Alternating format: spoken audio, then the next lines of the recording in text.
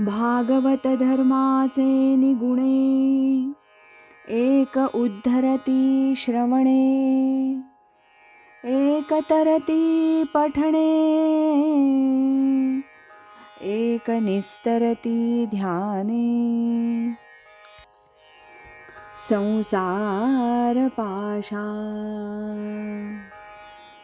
पूजनीय स्वामी कृष्णानंद लिखित शुक उवाच. श्री एकनाथी भागवत भावार्थ कथा या ग्रंथातील आज ऐकूया पुष्प 24. पुरुष प्रकृती विचार सांख्ययोग याचा भाग 2. उद्धवा, अशा माझ्या अनन्य भक्तांपुढे मी लीन होतो. त्यांची कोणतीही सेवा करताना मला लाज वाटत नाही. ध्रुव प्रल्हादामुळे मी कितीतरी वेळेला शिणलो, गोपींबरोबर क्रीडा केली, सुदाम्याचे पोहे खाल्ले, अर्जुनाची घोडी धुतली, धर्माच्या घरी उष्टी काढली. असं किती तुला सांगू. एवंच मी अशा भक्तांच्या अधीन होतो.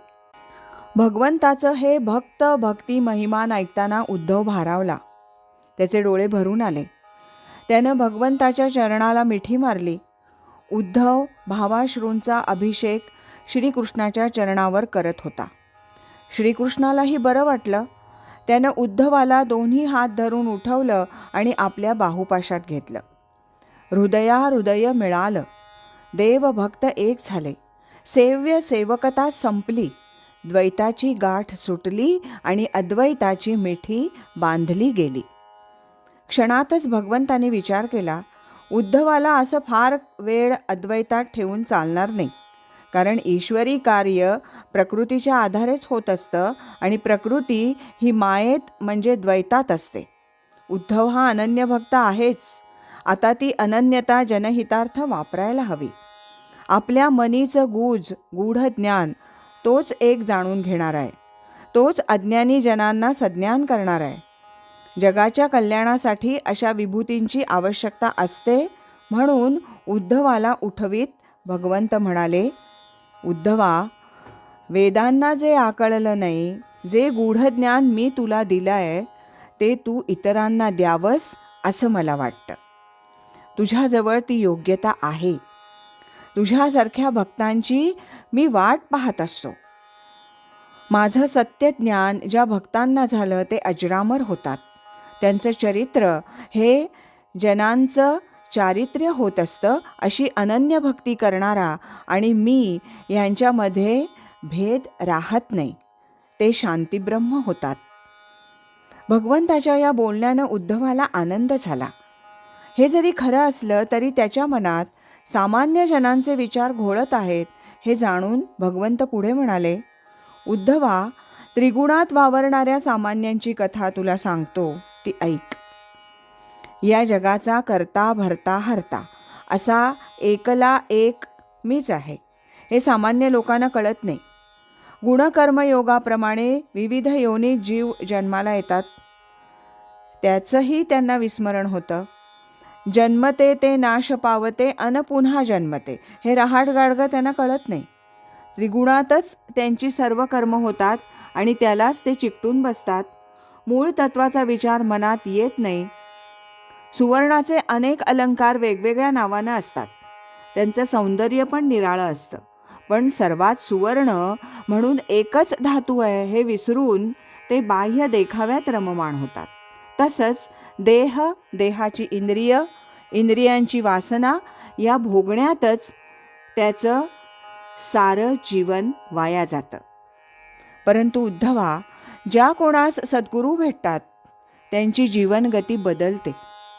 गुरुबोधातून शाश्वत अशाश्वत, श्रेयस प्रेयस याचं आकलन होतं आणि तो जीव विचारी होतो.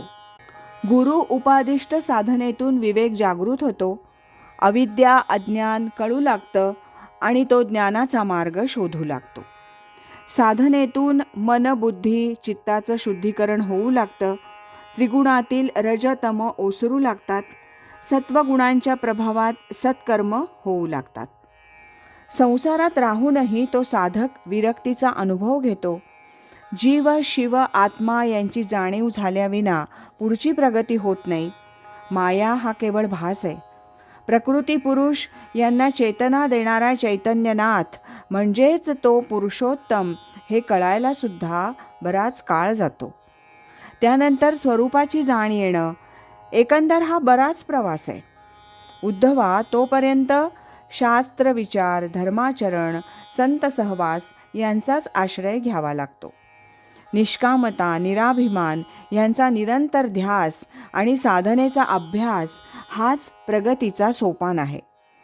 सामान्य जनांचं जीवन या चक्रातूनच पुढे जात असतं, पण त्यासाठी त्यानं मनानं घेतलं तरच ते घडतं.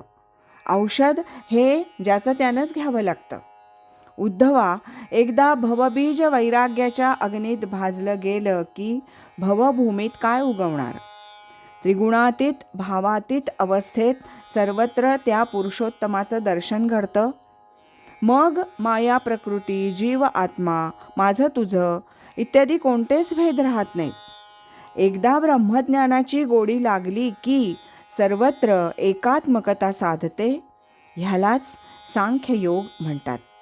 अनेकातून एकाकडे जाणारा आणि एकातच अनेकांना सामावून घेणारा हा जन्मोजन्मींचा प्रवास आहे, हे मात्र खरं आहे.